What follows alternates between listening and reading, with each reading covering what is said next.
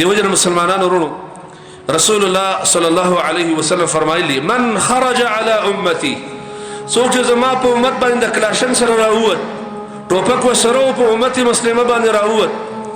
لا يتحاشى من مؤمنها زما د امت د مسلمانو د کافر فکر نه کاو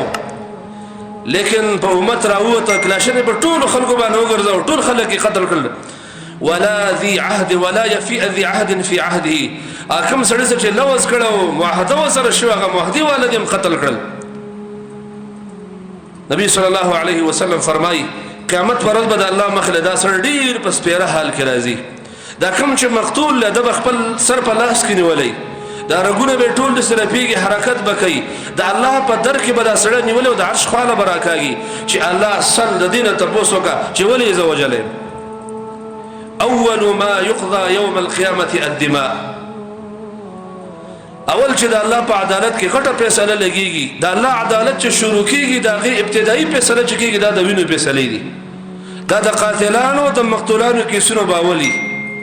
ځکه د خلکو د مسلمانانو ویني توې کړي زمارونو اسامه بن زید والا حدیث تاسو معلوم ده مشهور حدیث امام مسلم راوړ د په صحیح مسلم کې صحابه لاړ جهاد لا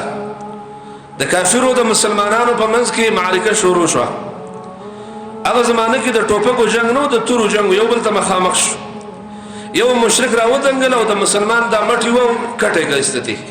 د حدیث ته وکړه چې مسلمان له مټ کټ کا بیا مسلمانان د کافر نه تاوش هغه د یو نشاته پناه واغستله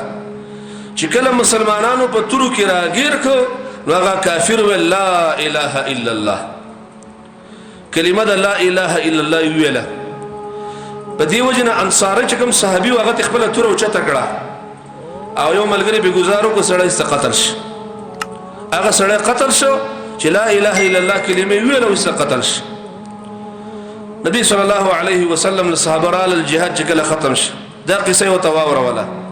نو صحابي ته وی چې اقتلته بعد ما قال لا اله الا الله دا لا اله الا الله الذي رست قتلك او يا رسول الله وانه كان متعوذا دا چې دا لا اله الا الله کلمه ویل په دې نیت ویل چې زمانه ځان ساتو صرف زمنګ د ملګری مټه کټ کړي دي جنگ لراغله دي د دار الكفر ملګری دي د کفر د ملک راغله دي د کافرانو په لخرو دغه په سب کې راغله دي اوس د یو مسلمان مټه تیار نقد کټ ک بیا چې د تور لاندې شو نو کلمه ویلا وانه كان متعوذا زمانه پناه غوښته یا رسول الله نبی رسول الله د فرمایي وهل شققت قلبه ولد زړه ولا نشلاو زړه به ولا شلاو او چې دا کلمه د جبې په سر وي او کډرل نه وي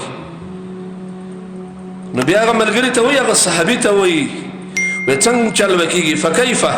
څه چل وکيږي چې قیامت پر ورځ دا سړی را پاسي او دا لا اله الا الله د کلمې سره را پاسي څه جواب دې سره ورکه بیا وته ویل چې څه جواب دې سره ورکه چې دا لا اله الا الله کلمې سره را پاسي څه جواب ورکه بیا وته چې فلانه څه جواب ورکه د کلمې دا صحابي وي وما ارمانك فما زال يكررها نبی سم دا کلمه بار بار ویله وما ارمان وکړو چې ارمان نن مخکې ما کلمه نه ویلو نن مسلمان شوی دا زما د پاره ډیره خوي چې دا سړی په کوبر کې وجل نو زما د پاره خوي نن نه پس ما کلمه ویل دا ډیره خوي زمارو سړی څوک دی کافر د کافرانو په لخر کې راغلی دی د کافرانو په دسته کې راغلی دی د کافرو په سب کې ولاړ دی حربي کافر دی د مسلمانانو دشمن یو مسلمان اوس په تور باندې و مټه ته کټ کزانګي وسره او بیا کلمه ویلا بالکل د تور لاندې کلمه ویلا حمد الله رسول وی چې غلطي دی وکړه چې قتل لیک دي کلمې سره بسکه او نن هغه مسلمان وجل کېږي چې هغه به شاید د سار جمم کړي هغه به د مسبخین مزم کړي هغه به د مازیګر مزم کړي هغه به حجم کړي عمره به کړي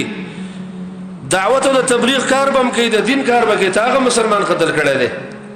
محمد صلی الله علیه وسلم فرمایي هغه مسلمان چې سره منځ کړي نه لري سره کلمه ویل نه ده سره عمره او حج کړي نه ده سره د اسلام متعلق یو خبره نه ده کړي خو وسرب ته ونی لاندې وی لا اله الا الله د لا اله الا الله د مقصد نه ده خبر خو چې قتل لیکونو غلطی دی ورغلی دا مسلمان دی قتل ک قیامت کې به د دې کلمې جواب ورکړي او پاتې هغه مسلمان چې هغه حاجی هم دی هغه معتمر هم دی هغه د سحر جمع په جمعات کې هغه بوډا کړو تا قتل کا د دې جواب به ورکړي د الله په عدالت کې دا خبرې اسی نه دي دا د محمد صلی الله علیه وسلم د خلی خبرې دي دا د عام مولیانو د مفتیانو د جذباتیانو د مولیانو تقریر نه دی دا د محمد رسول الله د دې جواب الله لورکه دا خبره زمان نبی محمد صلی الله علیه وسلم کړه